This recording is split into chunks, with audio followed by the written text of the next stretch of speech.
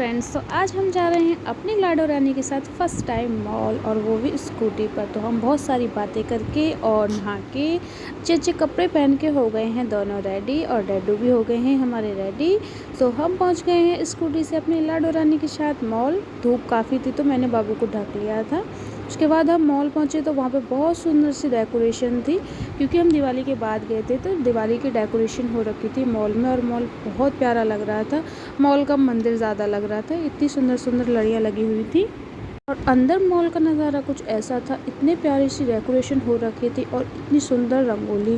But वही है ना कहीं कुछ ना कुछ तो होना ही होता है कि यहाँ पे भी बच्चों ने रंगोली बिगाड़ रखी थी, बट फिर भी बहुत प्यारी लग रही थी। और ये कुछ फ़ोटो फ्रेम थे जहाँ पर सभी लोग फ़ोटो करा रहे थे। और देखो हमारी बाबू कितना एंजॉय कर रही थी हमारे साथ रंग बिरंगी फूलों को देखकर जो डेकोरेशन में लगे हुए थे। उसके बाद पहुंच गए हैं हम थोड़ी सी शॉपिंग करने। हमें बाबू के लिए कुछ गर्म कपड़े लेने थे, क्योंकि सर्दी आ रही है तो अभी ना ज़्यादा मोटे कपड़े पहना सकते हो ना ज़्यादा हल्के। उसके बाद मैंने अपने लिए भी थोड़ी सी शॉपिंग करी। मैंने अपने लिए गर्म कुर्ते लिए हैं क्योंकि सर्दी आ रही है, और स्टार्टिंग में इतना अच्छा स्टॉक आता है तो उस वाले में बहुत अच्छा स्टॉक आ रखा था, और अच्छा खासा ऑफ़र भी चल रहा था। डिस्काउंट काफ़ी था, यहाँ पर 2800 का सूट हमें 1400 रुपये में पड़ रहा था। तो आपको भी लेना है तो आप ले सकते हैं। और देखो बाबू थक के सो गई थी और उनकी गोद में थी। उसके बाद हम पहुंच गए हैं मॉल की दूसरी साइड, क्योंकि अभी हमें कुछ दिन में सोच रहे हैं अपना फ़ोन चेंज करने की। और अब नया ही आया है फ़ोन iPhone 17, तो सोच रहे हैं वही लेने की। तो हम वही रिलायंस में चेक करने के लिए चले गए थे क्या प्राइस चल रहा है फ़ोन का और कौन सा सही है, बट हमें कुछ समझ में नहीं आया तो हम वापस घर आ गए।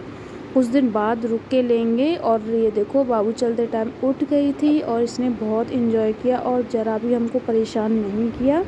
ये बच्चे को लेकर बाहर निकलना एक रिस्क ही है, बट हमारे बाबू ने हमें बिल्कुल परेशान नहीं किया। और स्कूटी पे इसको हवा लग रही थी, ये तब भी बहुत इन्जॉय कर रही थी। तो हम स्कूटी पे हवा खाते हुए घर आ गए, और घर आकर इसने अपनी बुआ को सारी बातें बताई। भाई ये लड़की इतना बद्दू है ना, बहुत ज़्यादा।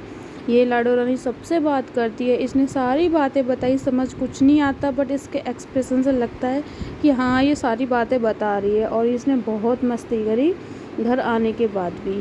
Thank you.